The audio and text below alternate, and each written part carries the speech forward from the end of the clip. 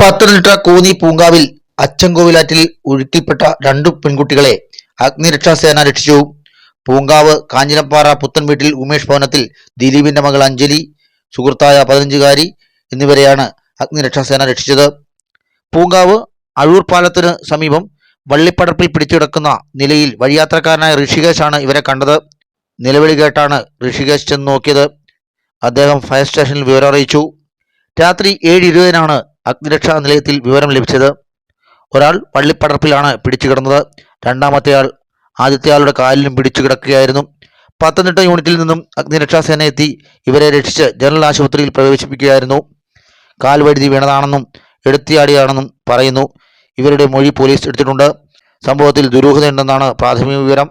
വളരെ ആഴമേറിയതും ഒഴുക്കുള്ളതുമായ ഭാഗത്താണ് ഇവർ കിടന്നിരുന്നത്. പാലത്തിന് താഴെയായിട്ടാണ് ഇവരെ കണ്ടത്. അഗ്നിരക്ഷാസേന 2 മിനിറ്റ് കൊണ്ട് ഇവരെ രക്ഷിച്ച് കരയിലെത്തിച്ചു. Senior fire rescue officer R Premendran Nair, rescue officer T Naushad എന്നിവർ നിലയില്ലാത്ത വെള്ളത്തിൽ ചാടി സാഹസികമായി ഇവരെ രക്ഷിക്കുകയായിരുന്നു.